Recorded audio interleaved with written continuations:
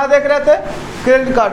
तो credit card ग्राहकों को दिया जाता है जिसके तहत फिक्स पैसा निकाल सकते हैं। और किसको देख कर जाता है? ग्राहकों के साख और विश्वास को देखकर, ठीक है ना, क्योंकि साख कितना उस पर विश्वास करे लायक है कि नहीं। जैसे हम एग्जाम्पल बता दें कि मान लो कि कोई ऑटो निकाला, ठीक है, और ऑटो किस पे निकाला है?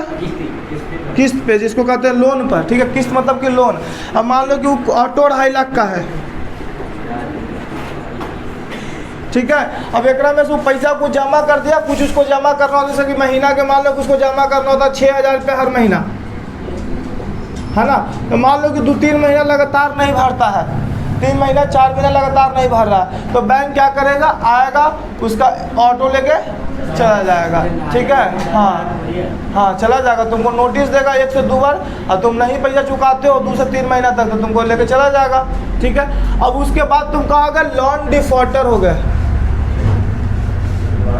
हाँ, मतलब कि तुम लोन लेकर तुम चुकाया नहीं, इसलिए तुमको बैंक क्या कर देगा? ब्लैक कर देगा, मतलब तुमको फिर से लोन नहीं मिलेगा, ठीक है। तो यही होता है, तभी तो वो विश्वास देके क्या ना। अब दूसरा, अब ऐसी तुमको नहीं दे देगा। अगर मान लो कि तुम जाके बैंक से करो कि हमारा घर बनावे लगे 20 लाख रुपया चाहिए, कितना चाहिए? 20 लाख। तो तुम जाओगे बैंक के कहा कि 20 लाख रुपया चाहिए, तो मिल जाएगा? नहीं। वो देखेगा कि पहले तुम्हारा पास 20 लाख रुपया का सोर्स है कि नहीं।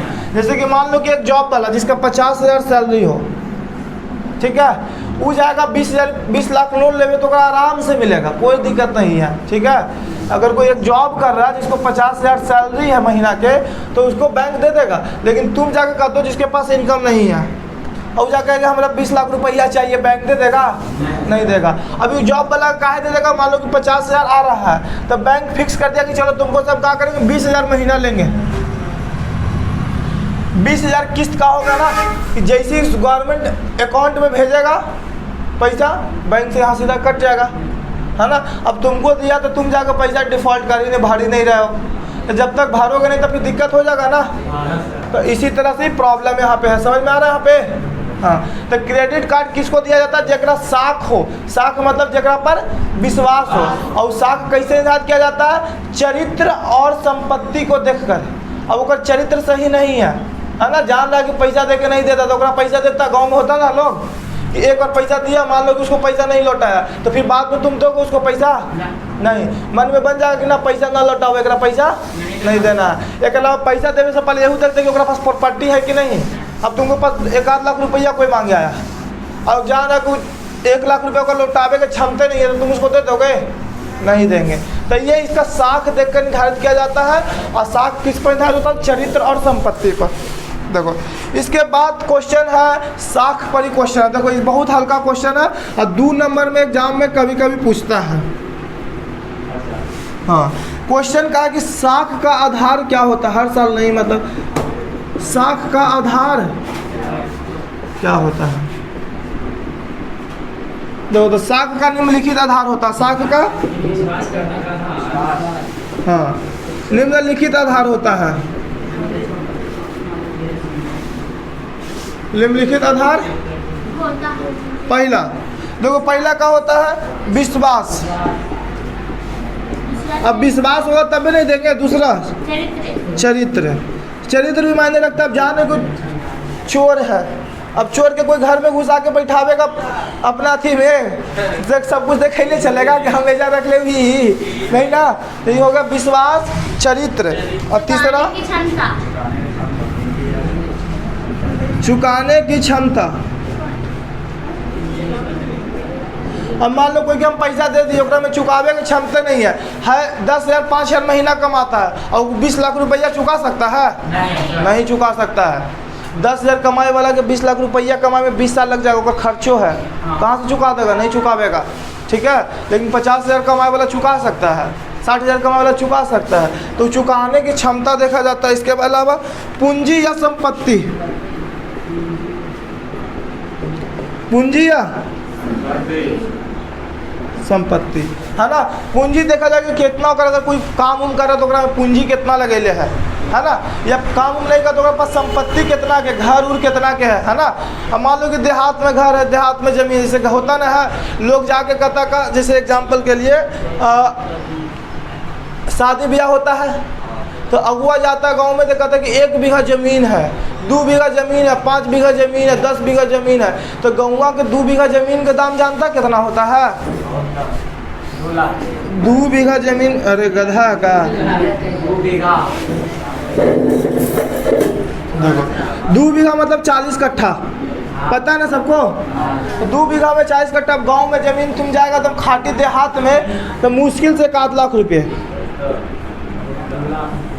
एकदम खाटी देहात वाला ज़मीन है 1 लाख रुपये कट्ठा, 2 लाख रुपये कट्ठा, बड़ी तो बड़ी 2 लाख रुपये कट्ठा मान लेते 2 लाख। तो 2 बीघा ज़मीन के मात्र दाम 80 लाख रुपये है। 2 बीघा ज़मीन के दाम 80 लाख रुपये मात्र। और वही जहानाबाद जाके तुम टाउन सिटी में, तो मेन जो है ना वहाँ पर जाके 1 कट्ठा भी ज़मीन तुमको कहने में 50 लाख रुपये लगेगा।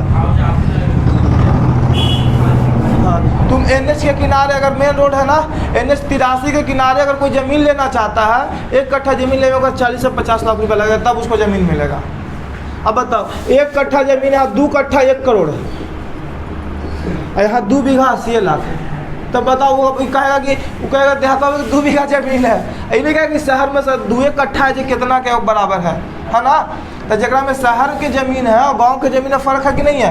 तो पूंजी निर्धारित संपत्ति है ना, कि संपत्ति भी किस आधार के है ना? ये ना कि 10 बीघा ज़मीन है, 10 बीघा के ज़मीन के कोई वैल्यू नहीं है ना? ज़मीन कोई कामे के नहीं है।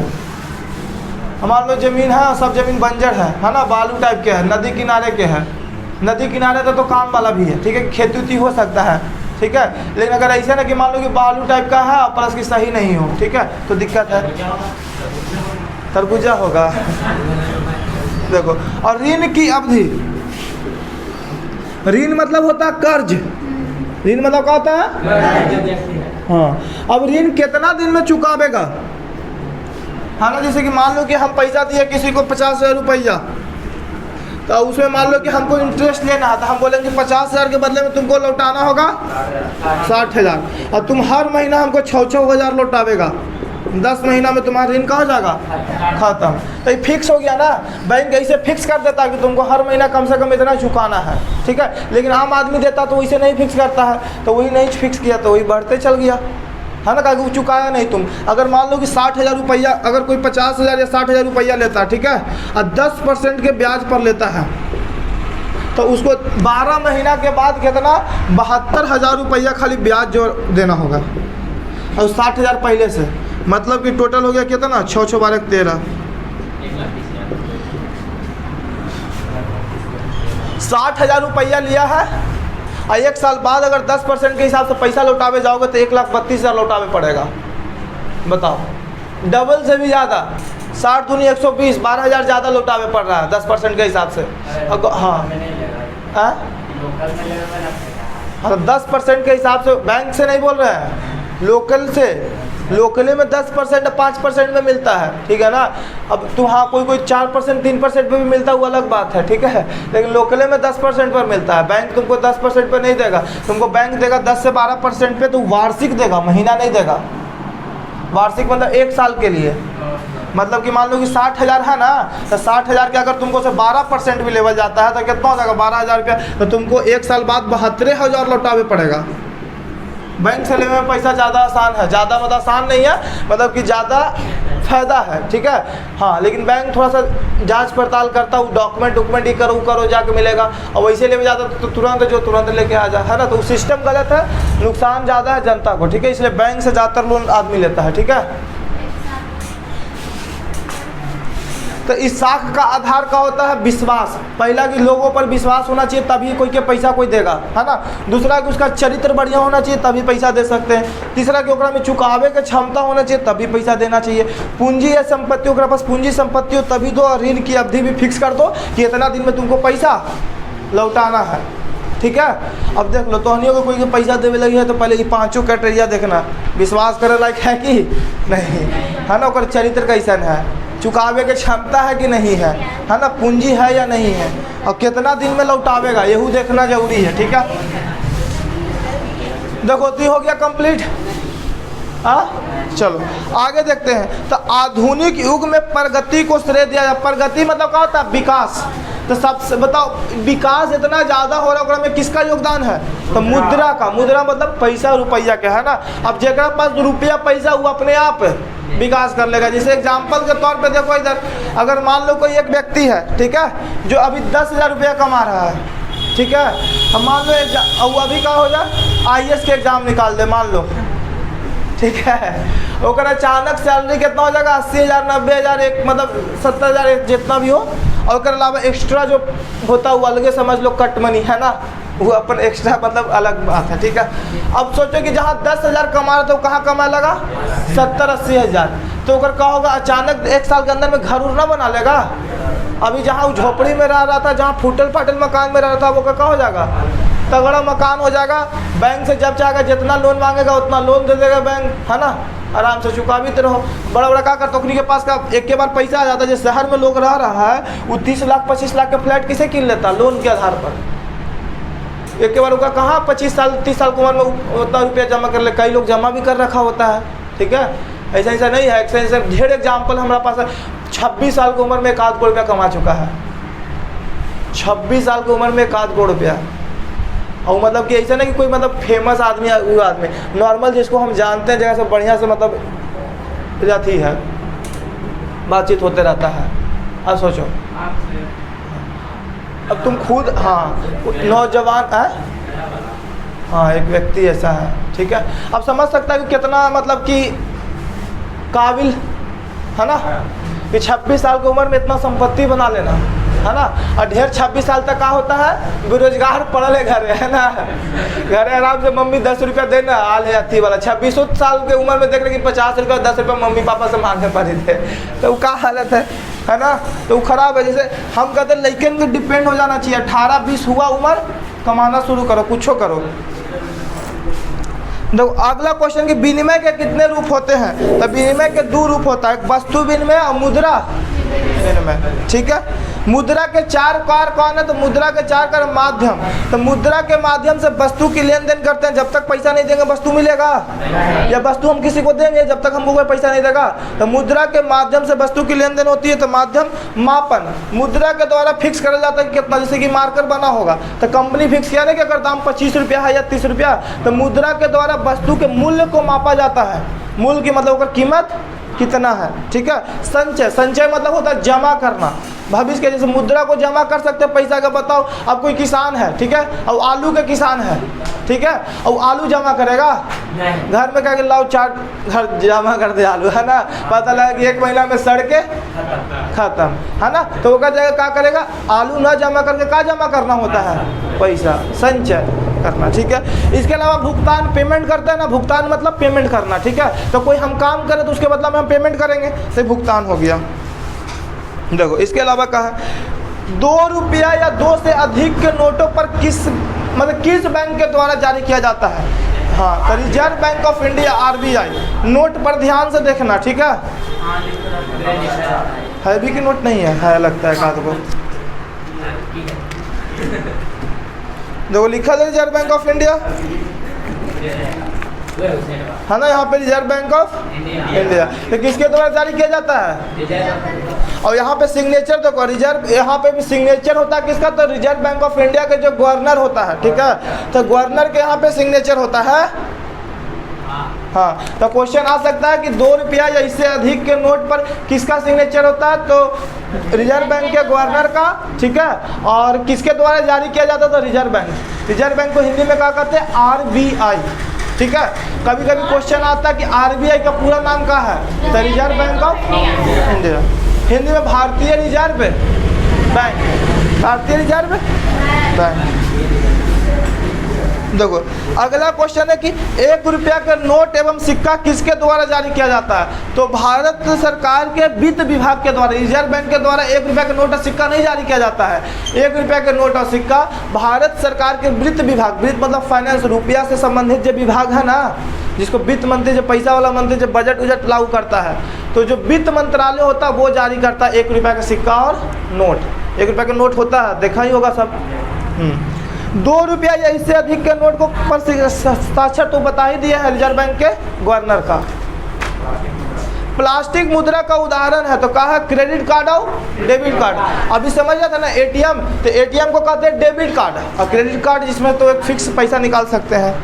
आय तथा उपभोग के अंतर को क्या कहते हैं? बचत। उपभोग मतलब खर्च। अब बताओ हम जितना रुपया कमाया तो उसको क्या कहेंगे? आय। और जो हम खर्च कर दिए और जो अभी दोनों खर्च हो गया, अब मानो कि 10,000 कमाया, 8,000 खर्च कर दिया, बचा कितना?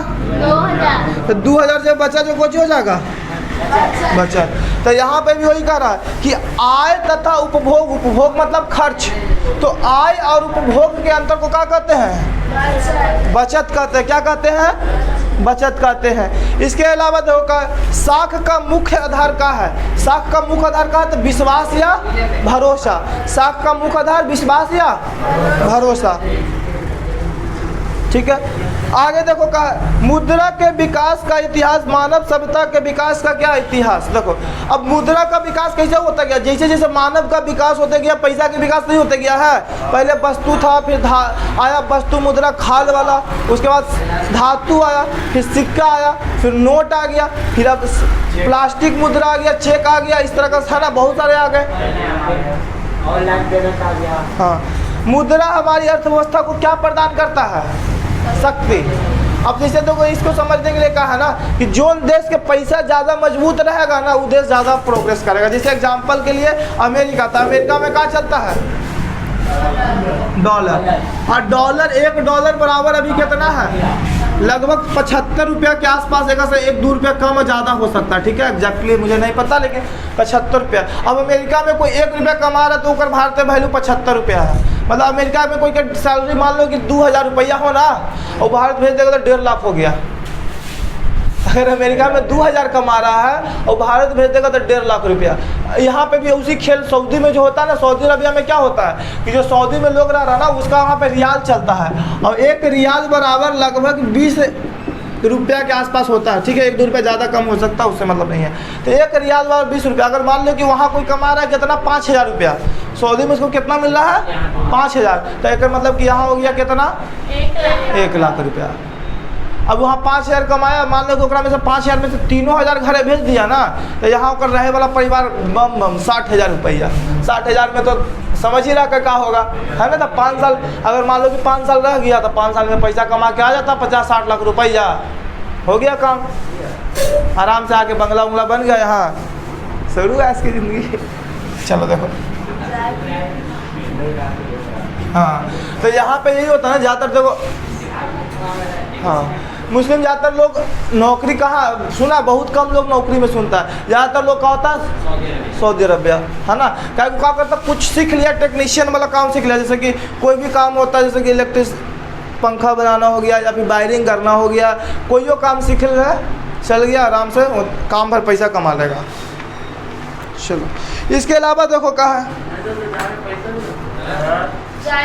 हाँ तो वही तो पैसा, नॉर्मल पैसा जितना लगता है, पासपोर्ट वीज़ा बना हो जाओ।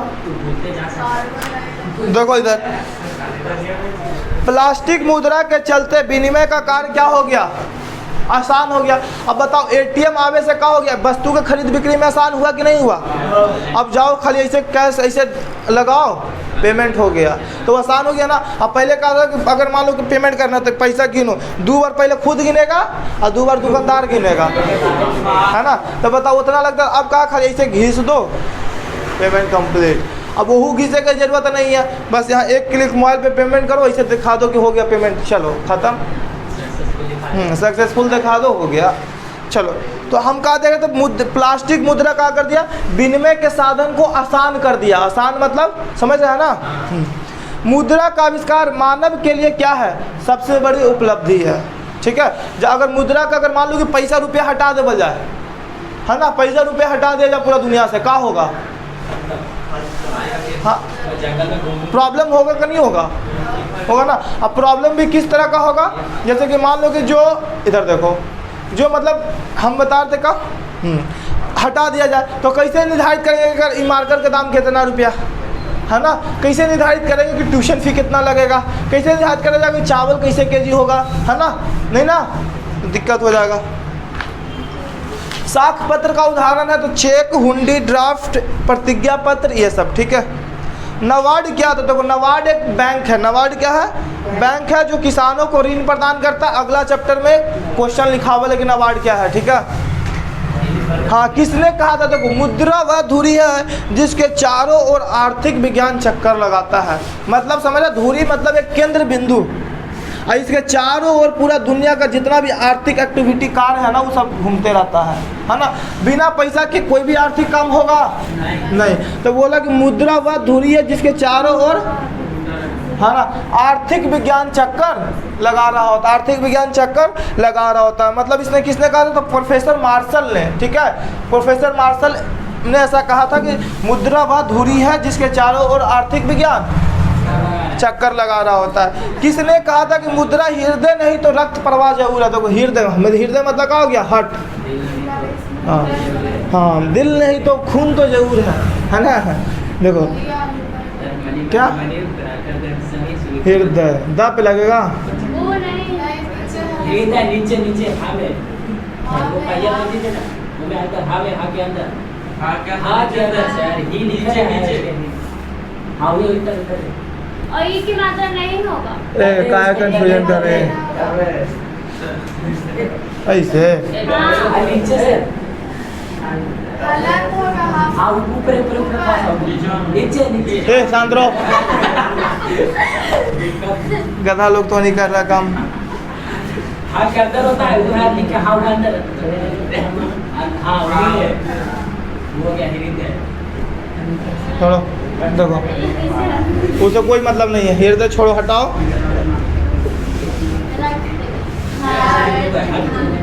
ठीक है। धीरे हट रहा है। देखो तो हृदय, मुद्रा का हृदय नहीं है तो कहा है रक्त प्रवाह जरूर है। रक्त मतलब ब्लड,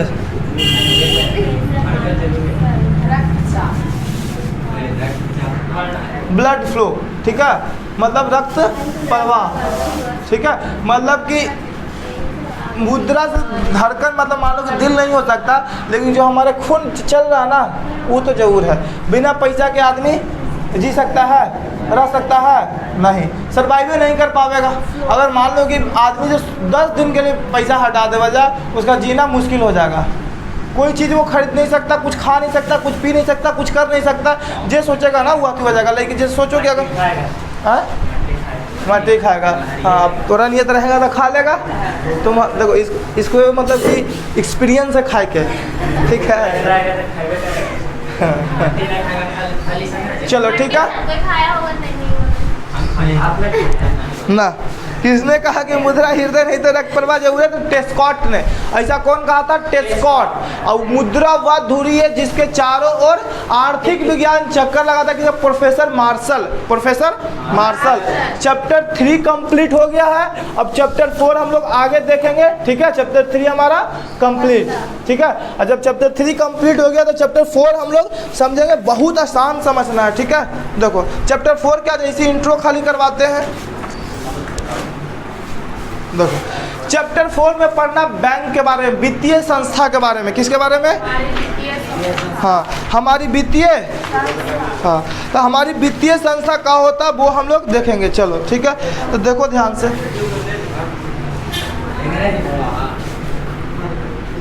यहाँ देखो बोर्ड पर, हमारी वित्तीय संस्था चैप्टर 4।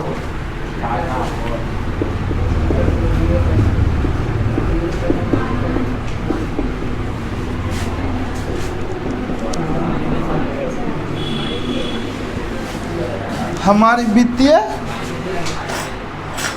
संस्था, कोई दिक्कत नहीं, संस्थाएं।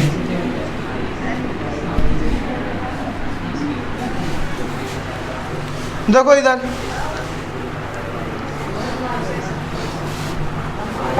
देखो, भारत में 2 तरह का संस्था होता है। इधर देखो, भारत की वित्तीय संस्था 2 तरह का है।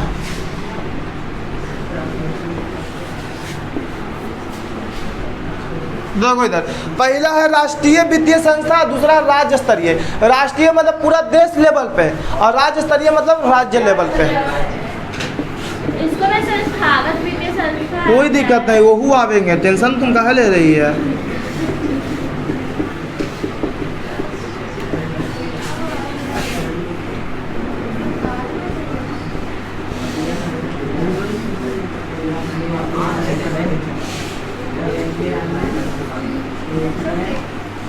यहाँ देखो बोर्ड पर राष्ट्रीय वित्तीय संस्था और राज्य स्तरीय। राष्ट्रीय मतलब कि देश लेवल पे हो और राज्य स्तरीय जो राज्य लेवल पर हो, ठीक है। अब राष्ट्रीय वित्तीय संस्था भी कई प्रकार के होते हैं और राज्य स्तरीय वित्तीय संस्था भी कई प्रकार के होता है। तो देखो हम सबसे पहले आते हैं राज्य स्तरीय पर, ठीक है। राज्य स्तरीय वित्तीय संस्था दो तरह के होता है। वित्तीय संस्था पहले क्या होता है ये सब पहले समझ में आना चाहिए। पता है किसी को? नहीं। हाँ, वित्तीय संस्था उसको कहते हैं जो वित्त से संबंधित, वित्त मतलब क्या होता है, इंग्लिश में कहते हैं फाइनेंस, मतलब कि मुद्रा से संबंधित जो कार्य को करता है। जैसे बैंक है ना, बैंक क्या करता है, पैसा देता लेता है। हाँ, इसके अलावा क्या हो जाएगा, जैसे कि मान लो हाँ व्यापारी, सेठ, महाजन है ना, या फिर हाँ साहूकार, ये सब, ठीक है। ये सब का पैसा देता है ना ब्याज व्याज पर। हाँ, तो ब्याज व्याज पर पैसा दिया तो वो एक तरह का वित्तीय संस्था है, ठीक है। लेकिन कैसे संस्था है वो आगे पढ़ेंगे। तो वित्तीय संस्था किसको कहेंगे, जो पैसा का लेन देन करता हो, जिसके द्वारा पैसा का लेन देन होता है, मुद्रा का लेन देन होता है, उसको क्या कहेंगे, वित्तीय संस्था, ठीक है। परिभाषा इसे लिखल होगा असाइनमेंट पे। देखो अब राज्य स्तरीय वित्तीय संस्था दो तरह का होता है।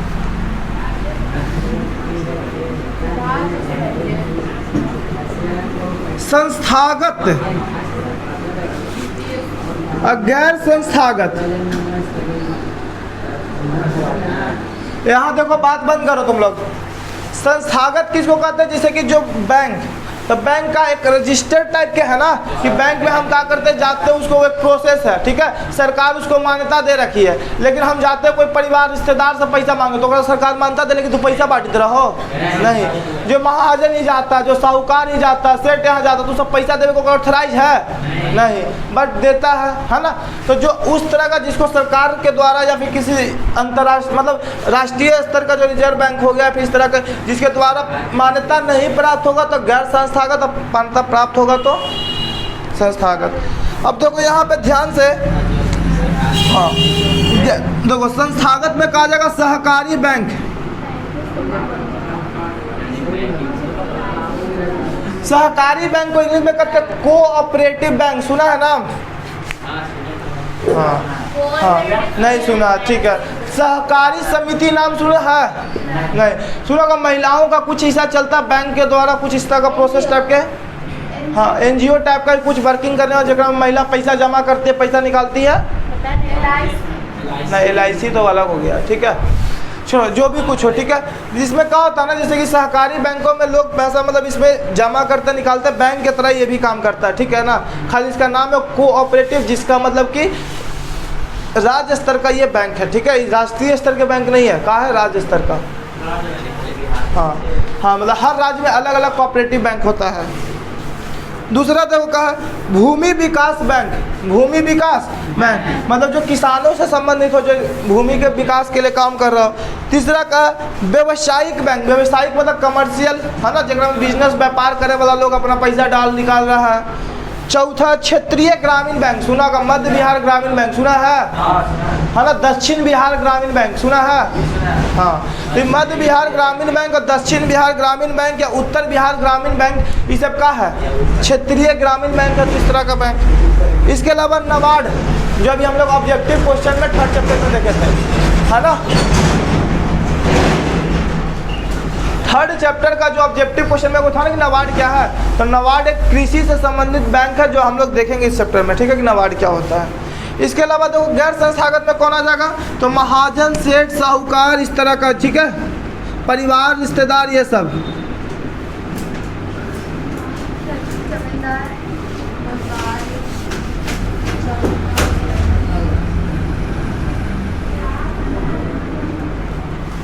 इस तरह का जो कुछ भी है व्यापार है ना, ये सब व्यापारी, ये सब कहा जाएगा किसके तहत आएगा, गैर संस्थागत में।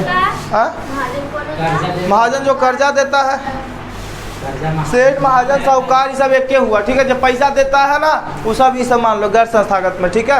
ऐसा नहीं होता गांव में पैसा दे वाला होता ना है, बस वही समझ लो, ठीक है।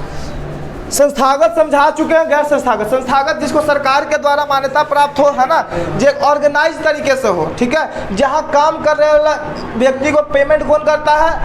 हाँ। और यहाँ गैर संस्थागत में कोई पेमेंट करेगा नहीं, खुद काम कर लेता है ना। अब कई ऐसा लोग होता है जो रख ले रहता है काद को, है ना, मुनि जिसको कहते हैं कि मुनि रख ले है ना, मुनीम कहते थे ना, हाँ, तो उसी तरह का, ठीक है। चलो इसके अलावा देखो राष्ट्रीय बैंक, राष्ट्रीय वित्तीय संस्था भी दो प्रकार का होता है, भारतीय मुद्रा बाजार और भारतीय पूंजी बाजार। मुद्रा बाजार और पूंजी बाजार,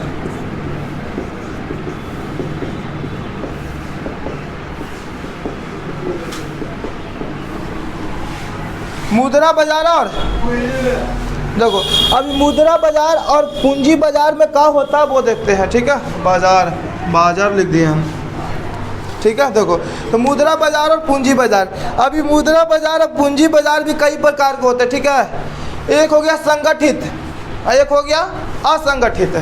संगठित मतलब जहाँ पे सरकार जहाँ पे काम कर रहा ना है उसको पेमेंट कोई कंपनी या कोई सरकार देता है, ठीक है। और असंगठित मतलब जहाँ काम कर रहे व्यक्ति को कोई एक इंडिविजुअल देता है, मतलब कोई पर्सनल व्यक्ति, जैसे कि मान लो कि घर में काम कर रहा है कोई, तो कोई घर में काम कर रहा मजदूर, तो उसको पेमेंट कौन करेगा?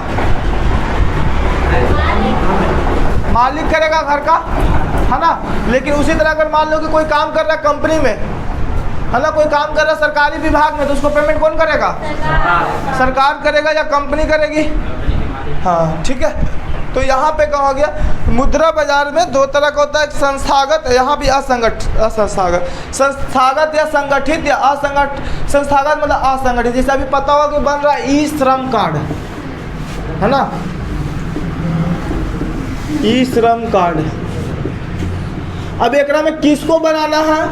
तो जो असंगठित क्षेत्र के मजदूर है, संगठित क्षेत्र वाला को नहीं करना है, ठीक है। जो नौकरी कर रहा है वो नहीं बना सकता है, जो टैक्स पे करता है वो नहीं बना सकता है श्रम कार्ड, ठीक है। श्रम कार्ड उसी का बनेगा, हाँ बन रहा है, तो वही श्रम कार्ड बनवा सकता है जो टैक्स पे नहीं करता, जैसे किसान, मजदूर, है ना, लेबर। टीचर में भी कौन? तो गवर्नमेंट टीचर नहीं बना सकता, प्राइवेट टीचर बना सकता है, हम बनवा सकते हैं। हम एक तरह के मजदूर के कैटेगरी में है, ठीक है, तो हम बना सकते हैं।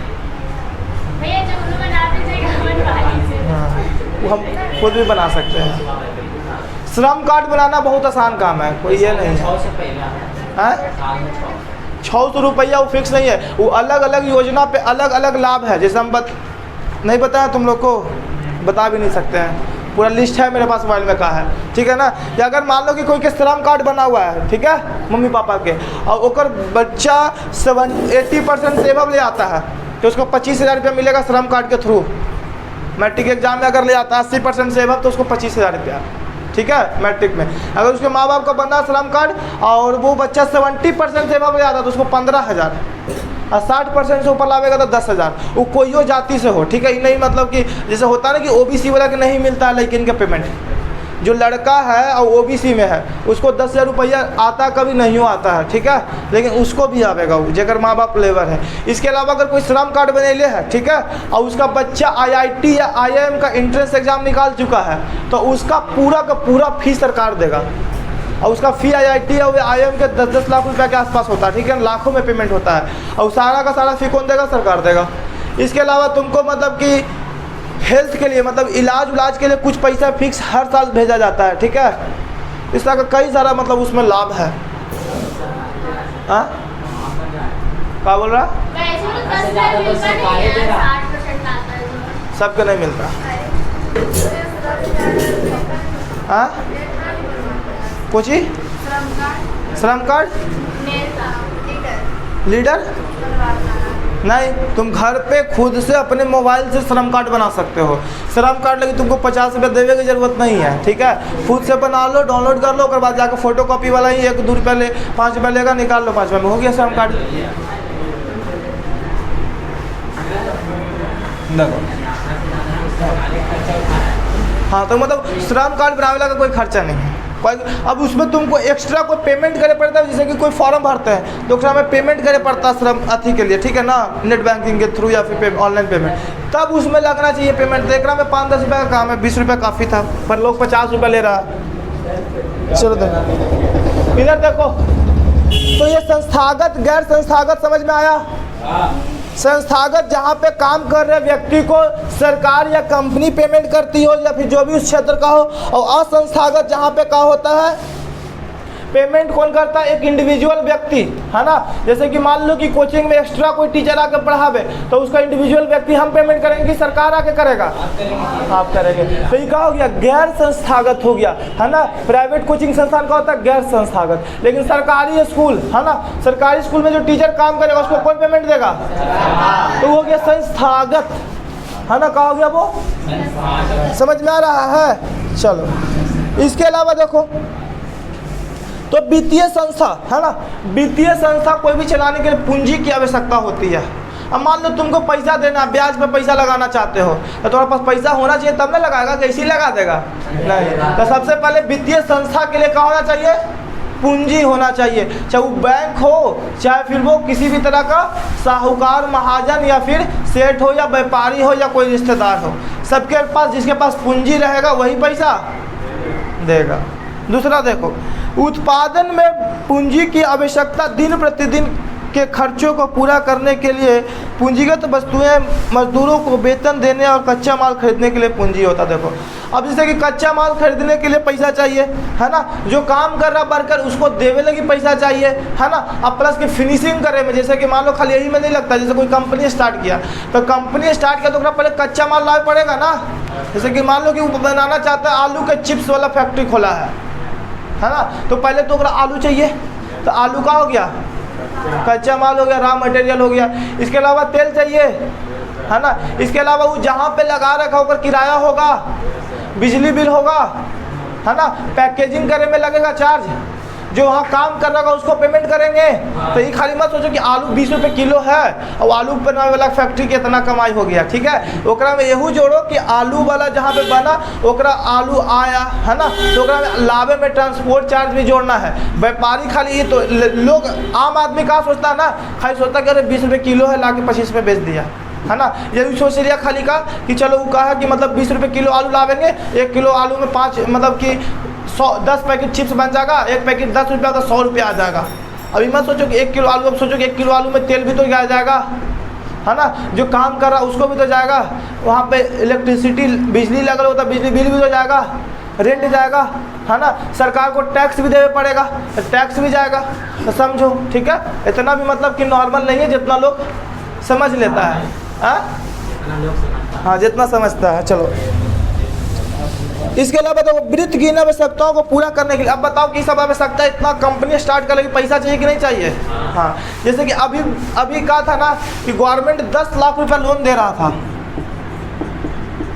बिना कोई इंटरेस्ट के, मात्र 1% इंटरेस्ट। 10 लाख रुपया पे तुमको मात्र 1% इंटरेस्ट लगेगा, मतलब 1 साल के तुमको 1000 रुपया ब्याज भरला, कितना बढ़िया था बताओ तो। 1 साल में 1000 रुपया इंटरेस्ट, वो में 10 लाख रुपया के बदले, और वो 10 लाख में तुमको 10 लाख भरना नहीं है, 5 लाख सरकार माफ़ कर दिया तुम्हारा, हाँ तो 5 लाख भरना है। हाँ तो हम कोशिश कर रहे थे, ठीक है ना, लेकिन हमारे पास उसके लिए GST नंबर लेना पड़ रहा था, ठीक है, हमारे पास GST नंबर नहीं है। लेकिन अगला जब आएगा ना टाइम तो वो अप्लाई करके ले लेंगे सर, 5 लाख रुपया आएगा ना। नहीं तुमको ऐसे नहीं देगा, तुमको 2 बार में पेमेंट देगा, और तुम जो काम कर रहे हो ना, जैसे तुमको जैसे मान लो कोई फैक्ट्री लगावे लगी ही देगा, ऐसे नहीं देगा। मतलब मान लो कोई कि आलू के चिप्स के लगाना है तो उसके लिए तुमको पहले पेमेंट मिलेगा 4 लाख रुपया, ठीक है। अब 4 लाख के तुम काम कर लो, ठीक है, उसके बाद वो आवेगा जो होता है उद्योग विभाग होता है ना, इंडस्ट्रियल डिपार्टमेंट, होकर कर्मचारी आएगा तो साइट पर देखेगा कि काम किया कि नहीं किया, ठीक है। उसके बाद फिर तुम्हारा दूसरा जो टर्म है 6 लाख रुपया वो तुमको मिलेगा।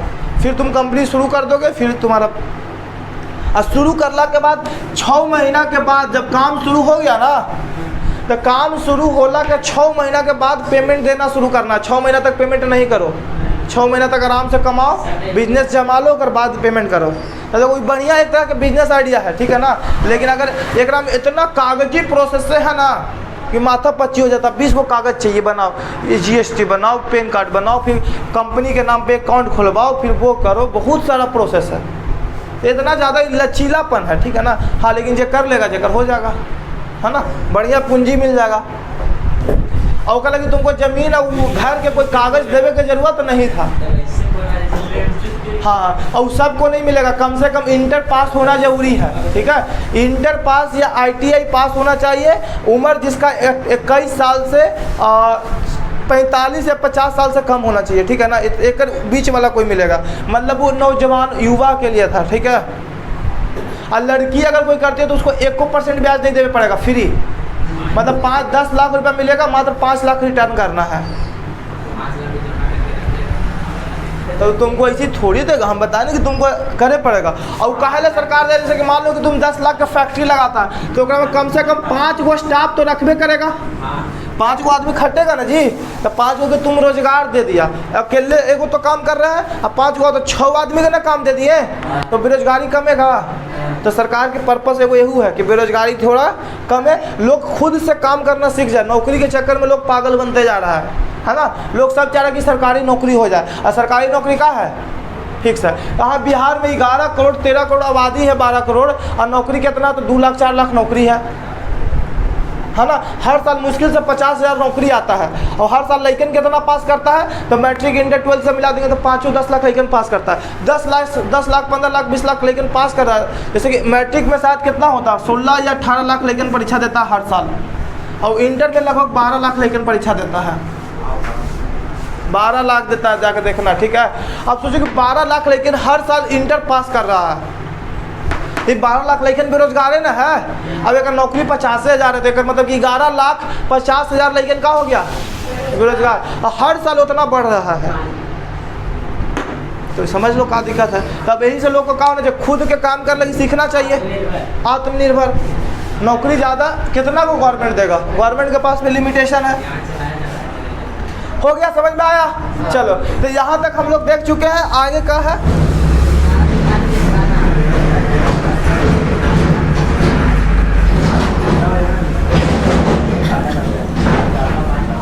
चैप्टर में कहाँ है क्वेश्चन।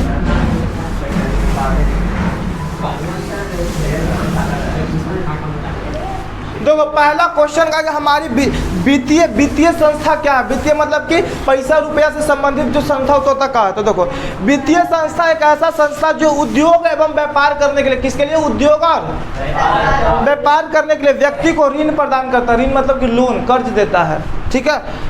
किसी भी ग्राहक को किसी भी प्रकार का कार्य संपन्न करने के लिए ऋण की आवश्यकता होता है, तो इसे वित्तीय संस्था कहते हैं। कोई भी कंपनी अगर बड़ा कंपनी बनाना चाहता है तो बिना लोन के नहीं बना सकता है। अगर कोई चाहता है कि हम करोड़पति बन जाए, या 10 करोड़ 50 करोड़ 100 करोड़ के लगा ले कंपनी फैक्ट्री, तो बिना लोन के तुम नहीं कर सकते हो, ठीक है। संभव ही नहीं है। जितना भी बड़ा बड़ा तुमको मिलेगा, जितना भी करोड़पति अरबपति जगह पास बड़का बड़का फैक्ट्री है 10 गो, तो पे जाकर देखो 1-2 करोड़ का लोन आराम से होगा, ठीक है। बस शर्त लेकिन वो लोन को चुका भी रहा होता है वो, ठीक है। और जो ना चुकाता वो भाग जाता है विदेश, है ना। जैसे सुना होगा विजय माल्या, मेहुल चौकसी, नीरव मोदी, ये सब करोड़ों हजारों करोड़ रुपया लेके भाग गया। तो उसको, हाँ, उन सबको पकड़ के अब वो कहा कि चला गया दूसरा देश में, ठीक है। और वहाँ के नागरिकता ले लिया। अब वहाँ के नागरिकता के लिए कहा गया वो केस चलेगा डबल देश के बीच में, भारत और जहाँ वो गया वहाँ। तो वो अब होता है इंटरनेशनल कोर्ट, वो होता है, ठीक है ना। सुप्रीम कोर्ट से भी बड़ा होता है इंटरनेशनल कोर्ट। अब वो इंटरनेशनल कोर्ट में केस चलता, अब जीतेगा भारत तो वो आवेगा भारत, ठीक है। तो यही करता जाता है लोग। अब जान ही रहा कि केस कितना लंबा चलता है, खींच रहा है, लंबा केस खींच रहा है। केस कहीं होता फाइनल, आज केस शुरू हुआ और जब तक उकरा में समझौता हो गया तो ठीक है, 1 साल 2 साल में ख़त्म हो जाएगा, नहीं तो 10 साल 20 साल तक चलते रहेगा। जैसे वो ज़मीन था, ठीक है, वो ज़मीन लगता कितना 4 एकड़ ज़मीन था, लगभग 4 एकड़ मतलब लगभग 90 कट्ठा के आसपास, 90 या 100 कट्ठा के आसपास, ठीक है। अब वो ज़मीन पे केस हुआ था 1960 में, अब फैसला आया 2021 में,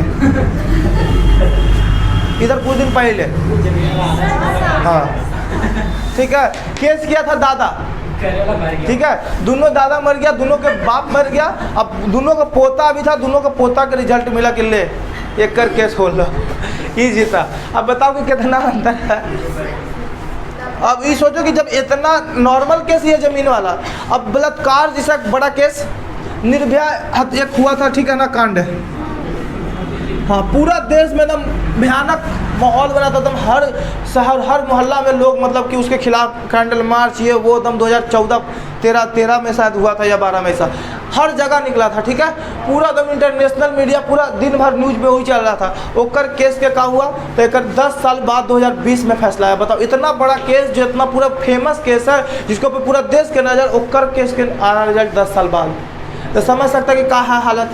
कोर्ट बहुत लंबा खींचता है, ऐसा लचीला पद ही है ना कि मतलब कहो ही नहीं, कहा कि केस की संख्या बहुत ज़्यादा, ठीक है ना। क्या लगता है रोज़ 20 को केस नहीं होता होगा जहानाबाद में? आराम से केस होता होगा, ठीक है। और एक थाना में अगर 20 को केस होता है तो जहानाबाद में 7-8 को थाना है, मतलब सोच लो कि लगभग रोज़ 100 को केस आ रहा है, और 100 को केस के रिजल्ट दे देता होगा कोर्ट, मुश्किल से 5 को 10 को केस सुनता होगा, तो समझो कि क्या होगा, है ना। वकील की कितना पेमेंट रहता है? वकील का पेमेंट नहीं होता, वकील अपना पेमेंट करता स्टाफ से लेता, ठीक है ना। जैसे कि तुम्हारा केस है और तुम गई वकील के पास, ठीक है, तो तुमको सब वकील देखा कि कितना माल वाला आदमी है, कितना पानी ओकरा पास है, कितना संपत्ति है ना, ओकर हिसाब से निर्धारित करेगा कि एकरा से इतना रुपया लेना चाहिए, ठीक है। जैसे कि एक वकील है जब एक दिन के एक हायरिंग करे जाएगा ना कोर्ट में, तो ओकर पेमेंट 2 से 3 लाख 4 लाख 5 लाख ऐसे है, हाँ, सुप्रीम कोर्ट में, ठीक है। सुप्रीम कोर्ट के जो 1-2 दिन के वकील, जैसे कि एक वकील था, ठीक है, मर चुका, 90 साल का था, ठीक है, राम जेठमलानी नाम था उसका, ठीक है, 90 साल के बुजुर्ग था, ठीक है। ओकर एक दिन के 8-8 लाख 10-10 लाख लेता था, 5-5 लाख लेता था। पैसवा कहाँ कर देगा पैसवा तोरा। अब बताओ, अंबानी पैसवा का क्या कर रहा है? पैसवा के आओ कौन इन्वेस्ट करेगा? तुमको पास अगर मान लो तुमको पास अभी कितना है, 10,000 50,000 1 लाख 2 लाख 5 लाख 10 लाख होगा, तुम सोचता कि हमारे पास किसी 20 लाख आ जाए, 10 लाख है था, 20 लाख वाला सोचेगा कि 40 लाख आ जाए, 40 लाख वाला सोचा कि 1 करोड़, करोड़ वाला सोचेगा 10 करोड़, 10 करोड़ वाला सोचेगा करोड़ से हम 100 करोड़ कहाँ पहुँच जाए, ठीक है। जैसे कि मान लो कि जगह पास साइकिल होगा ना लड़कन के पास, वो सोचा कि हमारे पास कहीं मोटरसाइकिल किन लें, सिर्फ सोच रहा कि नहीं हम मोटरसाइकिल वाला किन सोच रहा हो, कहीं कार किन लें। अब कार जगह पास मान लो कि मारुति सुजुकी है या फिर डिजायर है ना, अब वो डिजायर वाला सोचेगा कहीं हमारे पास कहा आ जाए फॉर्च्यूनर आ जाए, फॉर्च्यूनर वाला सोच रहा है कि हमारे पास BMW आ जाए, अब BMW वाला सोच रहा है कि मर्सिडीज ये वो, मतलब कि कहीं हम अपने को प्राइवेट जेट किन लें। मतलब संतुष्टि नहीं है आदमी के, ठीक है। जगह पास साइकिल है वो सब बेचैन है कि हम क्या कर लें, मोटरसाइकिल किन लें। मोटरसाइकिल वाला कार वाला बड़ी गाड़ी महंगी BMW मर्सिडीज के लिए मैडम है, अब BMW अपना प्राइवेट जेट किने लगी मैडम है, तो आदमी कभी खुश हो ही नहीं सकता, है ना। अब जैसा कि मान लो तुम खुद सोचो, ठीक है, हम जब पैसा कमाना शुरू किए तो मेरा पहला पेमेंट मिला था जो होम ट्यूशन में शुरू किए, होम ट्यूशन स्कूल शुरू किए थे, ठीक है, और पहला पेमेंट 4,000 रुपया मिला था, ठीक है, 1 महीना के, ठीक है। हाँ, वो 1 महीना के एक बाद भी क्या हुआ कि 2018 की बात है, ठीक है। 2018 में स्कूल पहले यहाँ पढ़ा रहे थे जहानाबाद में एक स्कूल, और उसके बाद कहा था गया में ही पढ़ा, गया हमको रहना था, तो हम सोचे पैसा के चक्कर में 2 घंटा पढ़ाने के लिए रोज़ गया जाते थे और रोज़ गया आए थे 1 महीना तक घरे से। सोचो, घर से रोज़ गया जाना, 2 बजे ट्रेन से जाते थे, वहाँ पे 3:10 में 3:05 में पहुँचते थे, और 3 से 5 साढ़े 5 तक बाहर, 5:30 में ट्रेन होता था, लौट के घर 7 बजे